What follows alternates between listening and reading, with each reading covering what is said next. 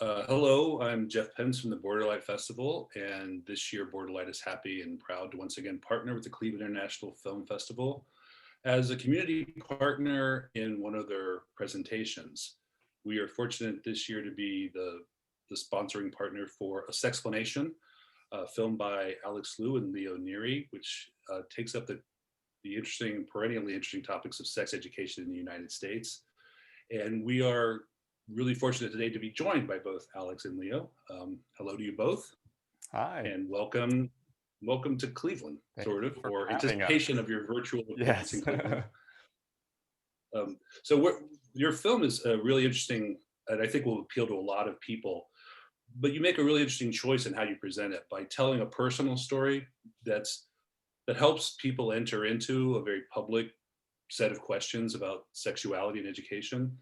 But it also seems, and I'll direct this to you, Alex. I know you both wrote this, but it's you who are featured as the sort of main character of the film.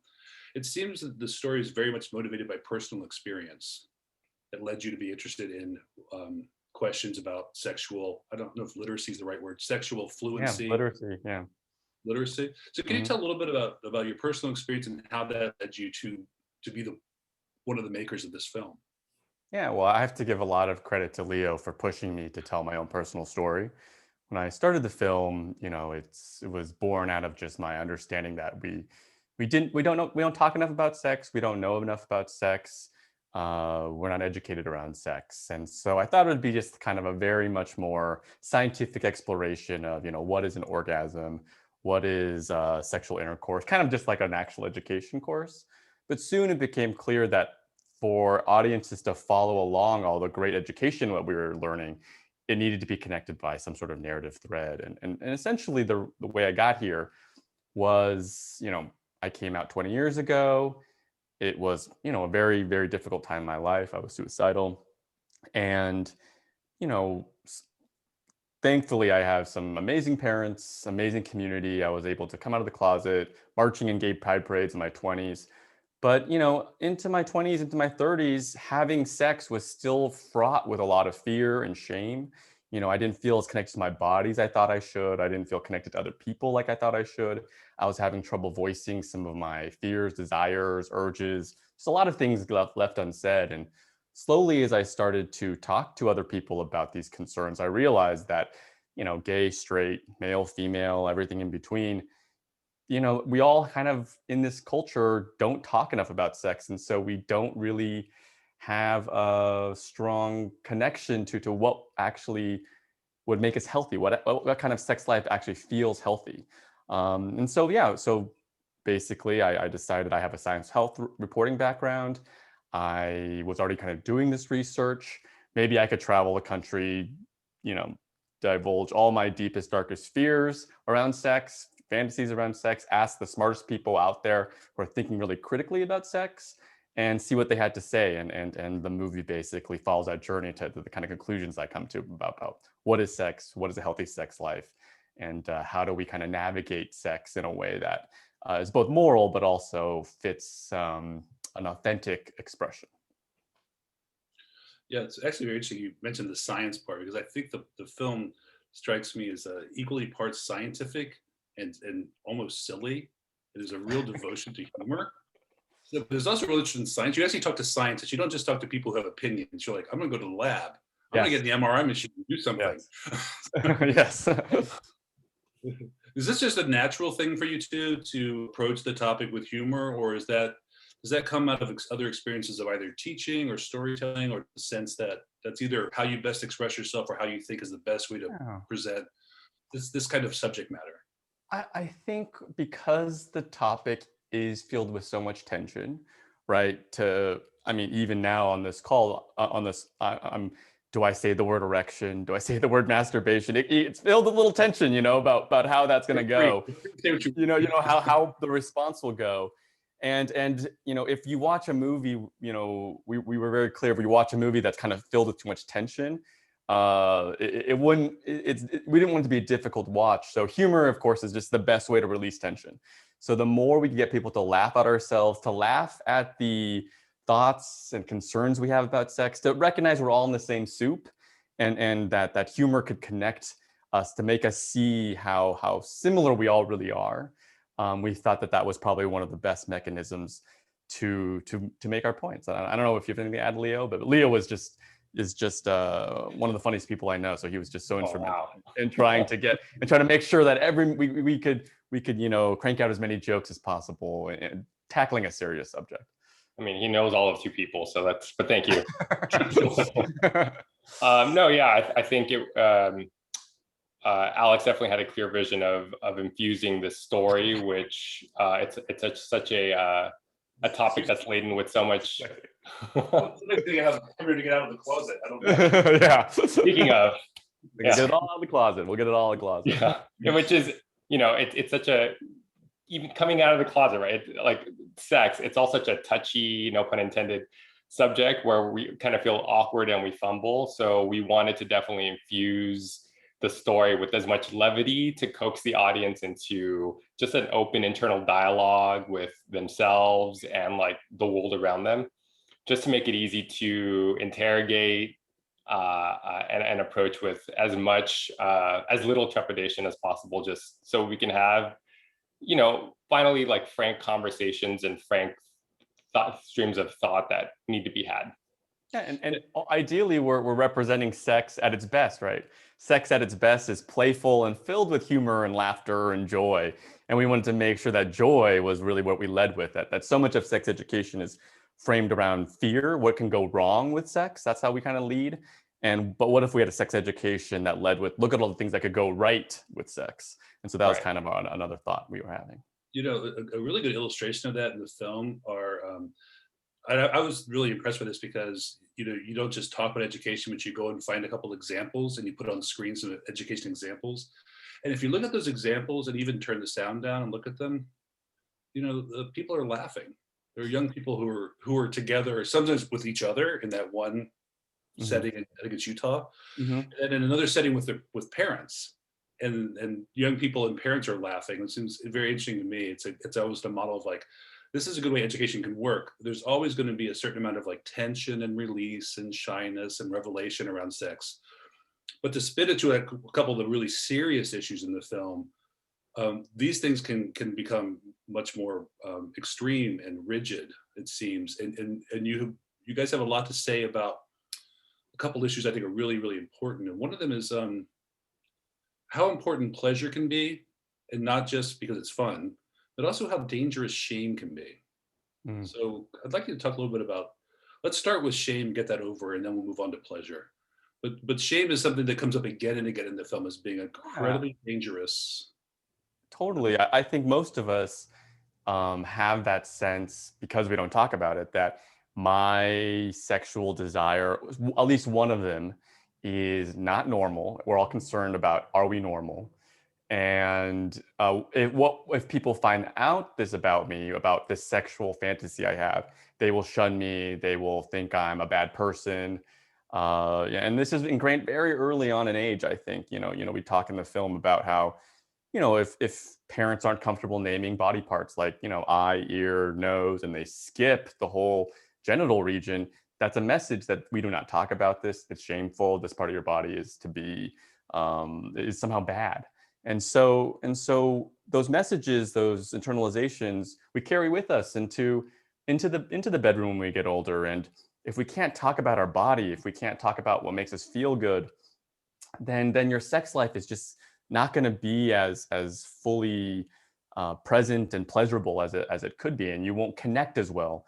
So shame in the sexual arena is something that can really put a damper on how you feel about your body, how you feel about yourself, and how you feel about your relationships. Yeah, and sometimes it seems, that if we treat sexuality as if it's the problem, but the real problem is what happens when sexual energy gets bottled up and turned into shame. That it can actually lead not just to problems with the self, but problems that one inflicts on other people. It seems so kind of dangerous in a way when you think about people who Yeah. I suffer. mean, I think again, sex is something that we don't study enough. There's not enough money to study. People don't think it's important, even though, I don't know, I think about sex a lot during the day. My sexuality is something that drives so much of my behavior, but we don't think it's we should talk about it or study it.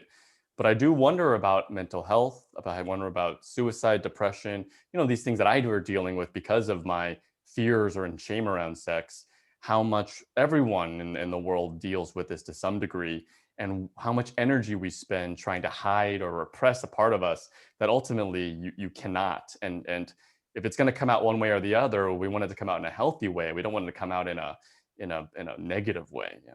I don't know, Leo, if you Yeah, have I think one of the big points that we try to touch on is how much we,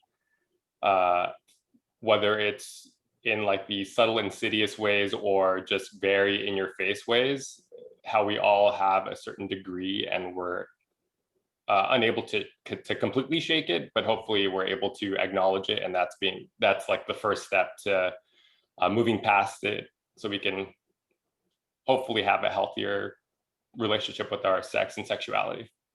Yeah, it always sounds like sexuality is a kind of practice. It's not either perfect or imperfect. It's sort of, Um, it's, but there's a difference between being completely hung up and practicing, trying to Right, get yeah. better.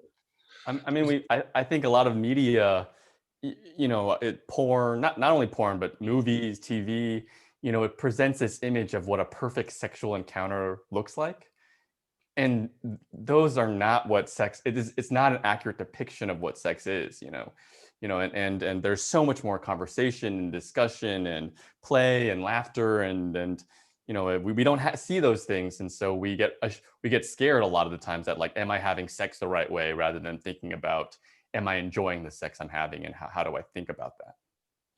Well, I was just going to think about this other positive aspect you guys emphasize a lot, which is like that we, in some ways, we should take pleasure a little more seriously. The pleasure is really meaningful, not just in the moment. Um, and I think about this in a few ways. People talk about in the film connections. People talk about pleasure, and pleasure in itself is fine. There's also ways in which I think I'm thinking about your interactions with both the priest, but also with your family. The Mhm. moments in which there's human connections are being made, which aren't strictly genital, but have something to do with about the pleasure of making connections. Like there's just a kind of, it's a very happy thing to see you talking with your parents in a certain way that I think kind of depends on the frankness, right? Yeah, That you're depends revealing on yourself and they're yeah, revealing themselves to you. depends on the family, depends on a lot of things.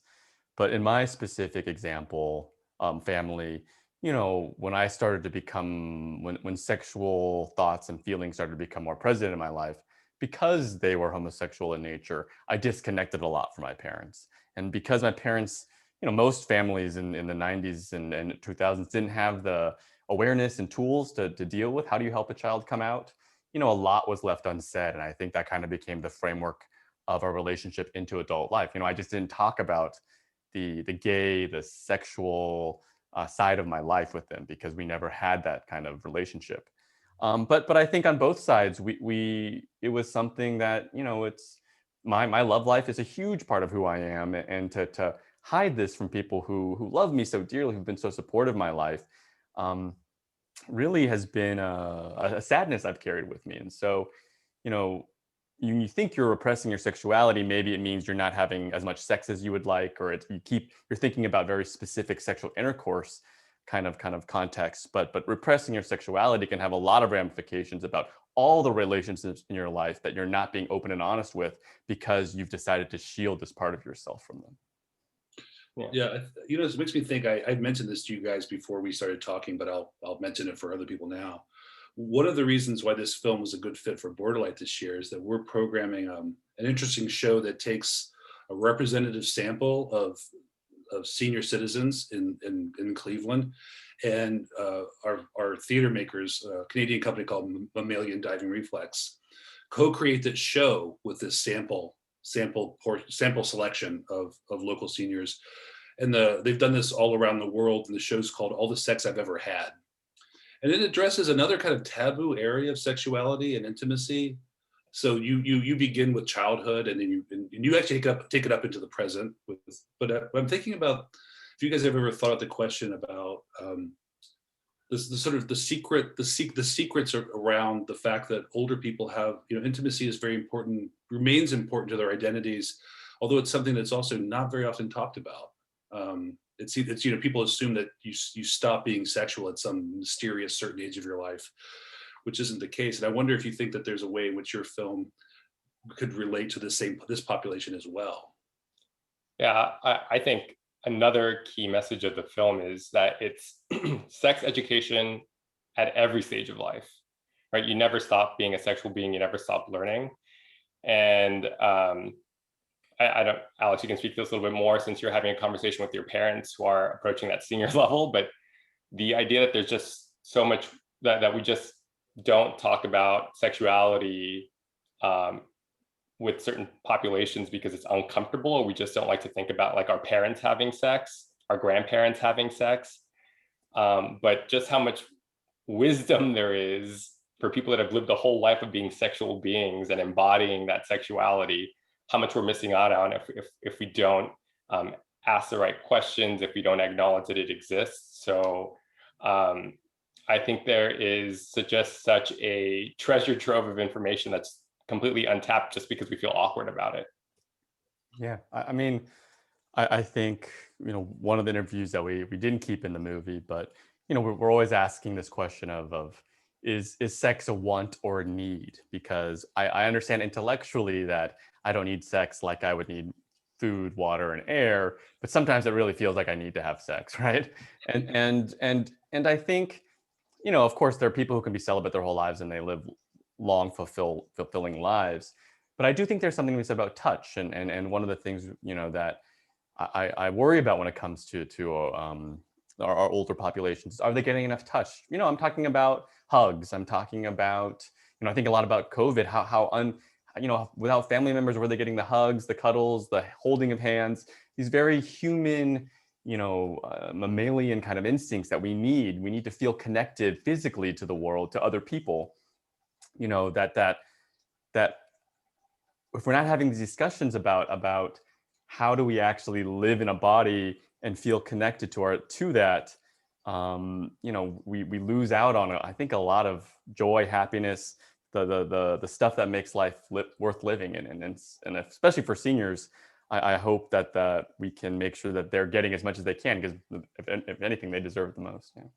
That's really important. I just spoke with a friend today who hugged her mother for the first time in a year. Yeah, it's so hard. It's so heartbreaking and heartwarming that we were able to get back with our elderly population. It also picks up on some themes in the movie, which is that sexuality is integral to who people are, and so if you don't accept or can express that with other people, you're diminishing the self, and if you don't recognize that in other people, you're not recognizing the other person. Yeah.